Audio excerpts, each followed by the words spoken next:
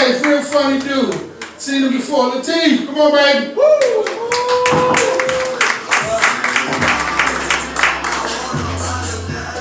Alright, what's up? New shit. Alright.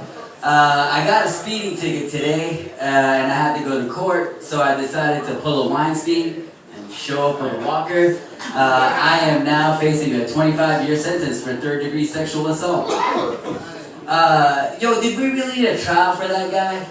I mean, like, did anybody look at him and immediately tell themselves, yeah, for sure, that guy's a rapist?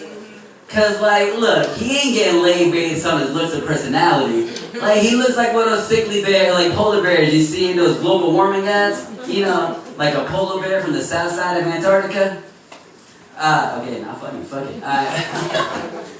Another one, fuck it. He looks like a porcupine who blew out all his spikes on a plant. Last one. Harvey Weinstein looks like Kung Fu Panda if you had to go to HR all the time.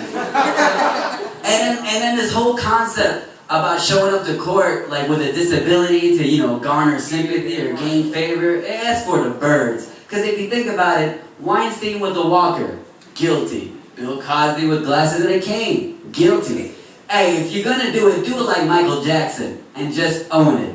Dance on top of a van in the morning, moonwalk out of court that very same afternoon. I knew Michael Jackson was guilty when he was dangling his son over the balcony. Y'all remember that? Because look, if you can endanger your own child like that, then for sure you'll fuck a stranger's kid. What else? Hey, did anybody see the Deontay Wilder-Tyson Fury fight? Yeah. Now, I didn't get to see it because I had to go to work, but I ended up checking out my social media afterwards, and all my white friends were celebrating.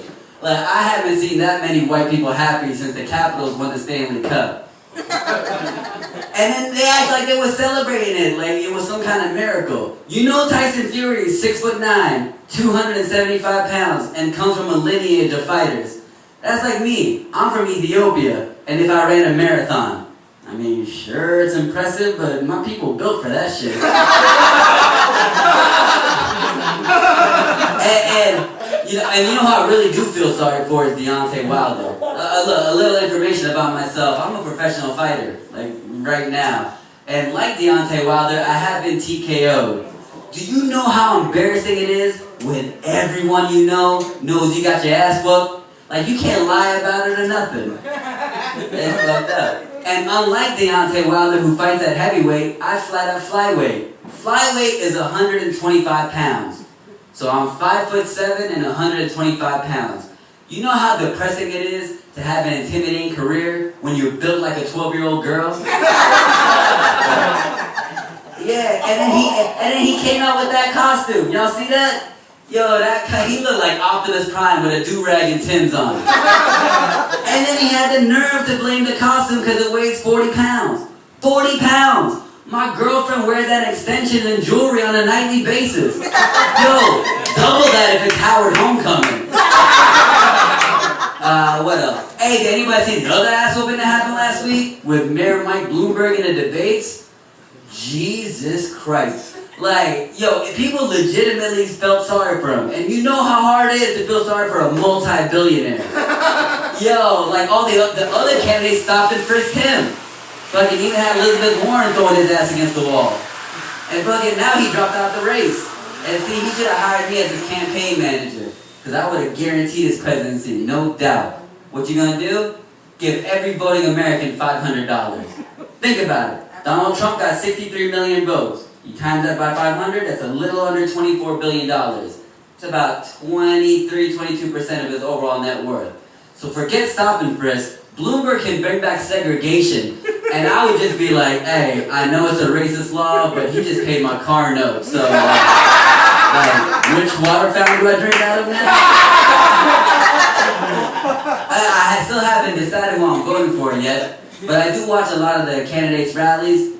And my favorite one by far is Bernie Sanders rallies. If you ever want to laugh your ass off, watch a Bernie Sanders rally and pay attention to sign language interpreter. Because this dude is just mad. This is me doing sign language. I don't fucking know.